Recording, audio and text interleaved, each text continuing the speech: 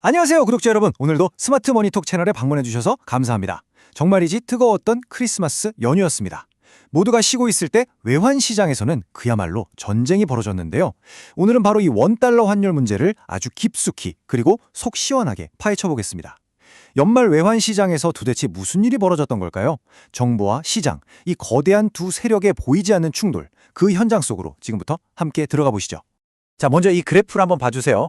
우리가 평소에 보던 환율 그래프랑은 뭔가 좀 다르죠? 부드러운 곡선이 아니라 마치 톱니바퀴처럼 뾰족뾰족하게 아주 가파르게 오르내리고 있습니다. 김대호 박사님은 이걸 톱니바퀴 곡선이라고 표현했는데요. 이건 절대 자연스러운 시장의 흐름이 아닙니다. 마치 줄다리기를 하듯이 한쪽에서 환율을 어떻게든 끌어올리려고 영차 하고 당기면 반대쪽에서 안 된다 하면서 더 강력한 힘으로 팍 끌어내리는 그런 힘과 힘이 정면으로 부딪힐 때만 나타나는 현상입니다. 바로 이게 정부와 시장 간에 보이지 않는 전쟁이 시작됐다는 명백한 신호탄이었습니다. 오늘 우리가 함께 살펴볼 이야기 순서인데요. 먼저 이 톱니바퀴 곡선이 뭘 의미하는지부터 시작해서 크리스마스를 전후로 벌어졌던 정말 숨가빴던 공방전을 시간대별로 복귀해 볼 겁니다. 그리고 정부는 왜 하필 그날을 디데이로 잡았는지 그 속내를 들여다보고요. 또 어떤 무기, 어떤 실탄을 사용했는지도 분석해 보겠습니다. 마지막으로 이런 상황에서 우리 투자자들은 어떤 선택을 해야 하는지, 그리고 앞으로 환율은 어떻게 될지 그 시나리오까지 심도 있게 다뤄보겠습니다. 네, 그럼 첫 번째 이야기부터 시작해 보겠습니다. 이 모든 사건의 발단이 된 톱니바퀴 곡선, 이게 대체 뭘 의미하는지, 그리고 왜 이게 그렇게 중요한 신호였는지부터 자세하게 살펴보겠습니다. 자, 이 슬라이드를 보시면 그 차이가 아주 명확하게 보입니다. 왼쪽이 우리가 보통 보는 자연스러운 시장의 모습이에요. 수요와 공급의 원리에 따라서 환율이 완만하고 둥그스름하게 예측 가능한 범위 안에서 움직이죠. 그런데 오른쪽의 톱니바퀴 곡선은 완전히 다른 그림입니다. 이건 뭐랄까? 누군가 환율 올라간다에 베팅하면서 달러를 어마어마하게 사들이면 환율이 수직으로 팍 치솟고요. 그럼 또 다른 누군가가 그렇게는 안 되지 하면서 가지고 있던 달러를 시장에 확 쏟아부어서 다시 수직으로 꽂아버리는 겁니다. 말 그대로 인위적인 힘과 힘이 정면으로 충돌할 때만 나타나는 현상이죠. 최근 우리 외환시장이 바로 이런 살벌한 모습을 보였다는 겁니다. 그렇다면 이 전쟁의 하이라이트, 가장 치열했던 순간은 언제였을까요? 바로 크리스마스 연휴를 앞둔 12월 24일, 그리고 연휴가 끝난 26일, 이 이틀 동안 외환시장에서는 구체적으로 어떤 숨막히는 공방이 오고 갔을까요? 그 긴박했던 순간 속으로 한번 들어가 보겠습니다. 지금부터 12월 24일 오전 9시 장 시작부터 27일 새벽까지 정말 분초를 다투면서 벌어졌던 그 긴박했던 순간들을 시간 순서대로 한번 재구성해 보겠습니다. 12월 24일, 크리스마스 이브 아침이었습니다. 전쟁의 서막은 장이 열리자마자 올랐습니다. 오전 9시 정각, 환율이 심리적 마지노선으로 여겨지던 1,480원을 그냥 뚫어버리고 순식간에 1,484원까지 폭등했습니다. 시장의 공포감이 확산되던 바로 그 순간, 단 55초만이었습니다. 오전 9시 0분 55초, 기획재정부와 한국은행이 공동으로 기자들에게 긴급 문자 메시지를 보냅니다. 이건 미리 준비하지 않았다면 절대 불가능한 속도였죠. 메시지의 내용은 아주 단호하고 강력했습니다. 현재 환율은 너무 높다. 그리고 결정적으로 정부의 능력을 시험하지 말라. 이례적으로 직접적이고 강한 경고에 시장은 즉각 반응했고 환율은 1,458원까지 말 그대로 수직으로 떨어졌습니다. 하지만 시장도 쉽게 물러서지 않았죠. 오후 들어서 다시 달러를 사려는 움직임이 보이자 정부는 이번엔 말로만 하는 게 아니라 실제 달러를 시장에 푸는 실탄 개입에 나섰습니다. 정말 치열한 공방 끝에 오후 3시 30분 정규장은 1,449원에 마감됐습니다. 하루 만에 30원 넘게 떨어진 건 5년 만에 처음 있는 일이었습니다. 하지만 전쟁은 아직 끝나지 않았습니다. 야간장에서 투기 세력들이 다시 한번 공격해오자 정부는 새벽 2시까지 시장을 지키면서 결국 1,445원까지 환율을 끌어내리고 나서야 첫날의 승리를 확정지었습니다. 이 표현 다시 한번 짚고 넘어가야 합니다. 정부의 능력을 시험하지 말라. 이건 그냥 한번 겁주려고 해본 말이 아니었습니다. 우리에게는 너희들과 싸워 이길 충분한 외환 보이고, 즉 실탄이 준비되어 있고 그걸 사용할 의지도 능력도 있다는 것을 시장에 아주 명확하게 보여준 일종의 최후 통첩과도 같았습니다. 정부가 이 상황을 얼마나 심각하게 보고 있는지 그리고 얼마나 강한 개입 의지를 가지고 있는지를 시장 참여자들 머릿속에 똑똑히 각인시킨 한마디였습니다. 크리스마스 휴일이 끝나고 다시 장이 열린 12월 26일 정부의 2차 공습이 시작됐습니다. 이번엔 스케일이 더 컸습니다. 융단 폭격이라는 표현이 딱 어울릴 정도로 아주 강력했죠. 소폭 상승하면서 출발했던 환율은 정부의 대규모 개입에 그야말로 속수무책으로 무너지면서 순식간에 1,429원까지 폭락했습니다. 무려 10년 만에 최대 낙폭이었습니다. 그리고 바로 이날 시장의 분위기를 완전히 바꿔버린 결정적인 소문이 돌기 시작합니다. 바로 국민연금이 동원되었다는 것이었죠. 정부의 직접 개입에 더해서 우리나라 최대의 큰손인 국민연금까지 참전했다는 소식은 환율 상승에 베팅했던 세력들의 투기 심리를 완전히 얼어붙게 만들었습니다. 그 뒤로도 작은 공방은 계속됐지만 결국 1,442원에 최종 마감되면서 이틀간의 전쟁은 정부의 완벽한 승리로 판꺼벗게 됩니다. 이틀간의 치열한 공방을 통해 환율이 고점 대비 하락한 총폭은 무려 58원에 달했습니다. 여러분, 이 58원이라는 숫자는 단순히 환율이 떨어졌다는 걸 넘어서 정부가 얼마나 강력한 의지와 실탄을 가지고 이번 전쟁에 임했는지를 상징적으로 보여주는 숫자입니다. 시장에 한국 외환 당국에 맞서지 말라는 격언을 다시 한번 뼈에 새기게 만든 사건이었습니다.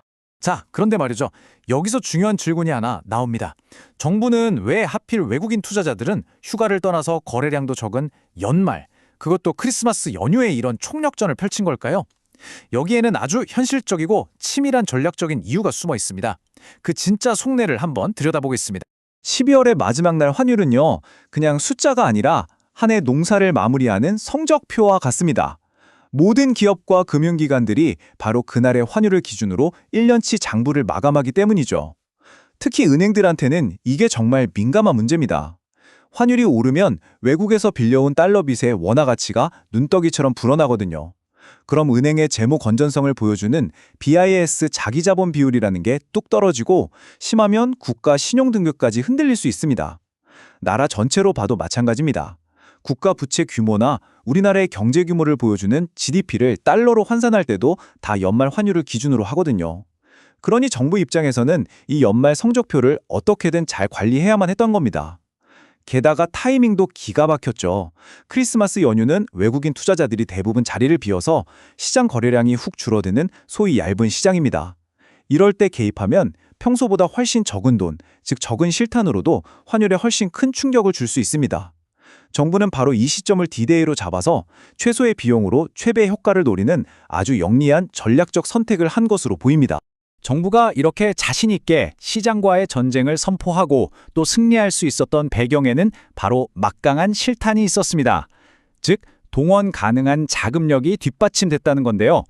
과연 정부가 숨겨둔 무기고에는 얼마나 많은 실탄이 준비되어 있었을까요? 그 규모를 구체적으로 한번 살펴보겠습니다.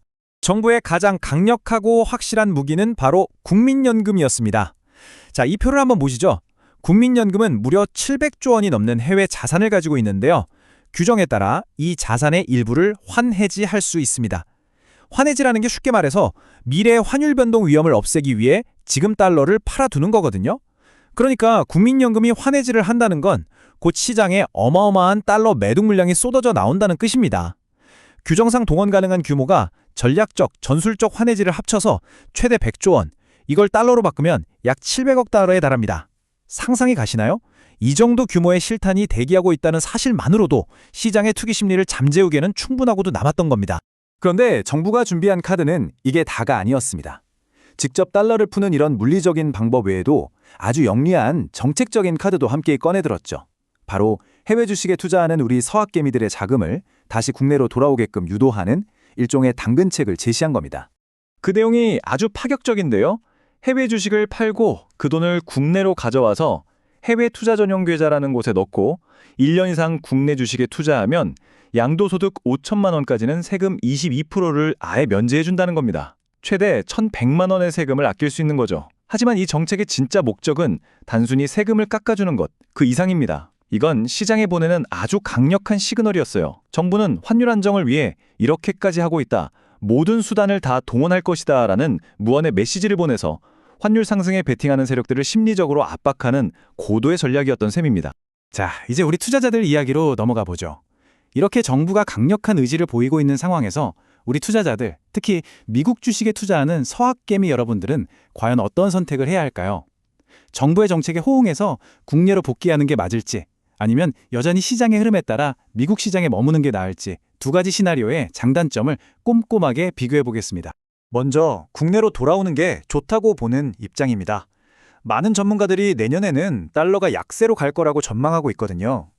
역사적으로 보면 달러가 약할 때는 미국 증시보다 한국 증시의 성과가 더 좋았던 경우가 많았습니다. 만약 이 전망이 맞는다면 1,100만 원이라는 확실한 세금 혜택까지 챙기면서 국내 증시로 갈아타는 것이 아주 현명한 선택이 될 수 있겠죠. 하지만 반대편 신중론도 만만치 않습니다. 만약에 예상과 다르게 내년에도 미국 증시가 훨훨 날아가고 반대로 국내 증시는 지지부진하다면 어떻게 될까요? 세금 1,100만 원 아끼려다가 훨씬 더 큰 수익 기회를 날려버리는 배보다 배꼽이 더 커질 수 있습니다. 이걸 기회비용이라고 하죠. 게다가 RIA 계좌는 한번 돈을 넣으면 1년 동안 뺄 수 없다는 제약도 반드시 고려해야 합니다. 결국 이 선택은 내년 달러의 방향성과 한미 증시에 대한 각자의 전망 그리고 투자 전략에 달려있다고 볼 수 있겠습니다. 월스트리트에 아주 유명한 격언이 있죠. 연준에 맞서지 말라. Never fight the Fed. 미국 중앙은행인 연준의 정책 방향에 거스르는 투자는 절대 성공할 수 없다는 뜻인데요. 이번 사태는 여기에 한 줄을 더 추가해야 한다는 걸 똑똑히 보여줬습니다. 바로 한국 외환당국에도 맞서지 말라는 것입니다. 정부가 작정하고 개입하면 하루에도 환율이 수십 원씩 널뛰기를 할 수 있습니다. 이런 시장에서 정부와 맞서는 것은 우리 개인 투자자들에게는 너무나도 위험한 도박이라는 점 꼭 기억해야 합니다. 자, 그럼 이제 마지막으로 이 치열했던 환율 전쟁이 앞으로는 어떻게 전개될지, 그리고 우리가 앞으로 주목해야 할 핵심 변수들은 무엇인지 짚어보면서 오늘 이야기를 마무리하겠습니다. 우선 단기적으로는요, 정부가 12월 30일 장이 끝날 때까지는 환율을 안정적인 수준으로 관리하기 위해 계속해서 총력 방어에 나설 가능성이 매우 높습니다. 연말 성적표를 잘 받아야 하니까요. 하지만 진짜 승부는 내년 초에 결정될 겁니다. 정부의 개입 강도가 조금이라도 약해지기를 기다렸던 시장 세력들이 다시 반격에 나설 수 있거든요. 따라서 내년 초가 이번 정부 개입의 성공 여부를 가늠할 가장 중요한 분수령이 될 겁니다. 물론 우리에게 유리한 변수들도 있습니다. 미국이 금리를 내리고 반대로 일본이 금리를 올리게 되면 이건 원화 가치를 높이는, 즉 환율 하락 요인으로 작용할 수 있거든요. 하지만 이런 단기적인 대응과 외부 변수를 넘어서 가장 근본적인 과제는 결국 한국 경제의 기초 체력, 바로 펀더멘탈에 대한 국제사회의 신뢰를 되찾는 것입니다. 이것만이 장기적인 환율 안정을 가져올 수 있는 유일한 열쇠라고 할 수 있겠습니다. 이번 정부의 개입, 연말 환율을 안정시켜야 한다는 명확한 목표 아래 시장에 아주 강력한 메시지를 던지면서 단기적으로는 분명 성공을 거뒀습니다. 하지만 시장이라는 거대한 힘은 때로 정부의 예상을 뛰어넘기도 하죠. 구독자 여러분은 이번 환율 전쟁을 어떻게 보시나요? 정부의 과감한 결단이 위기의 한국 경제를 지켜낸 신의 한 수였다고 보십니까? 아니면 시장의 신뢰를 잃을 수도 있는 위험한 도박이었다고 생각하십니까? 댓글로 여러분의 깊이 있는 의견을 자유롭게 남겨주시길 바랍니다. 오늘 준비한 내용은 여기까지입니다. 감사합니다.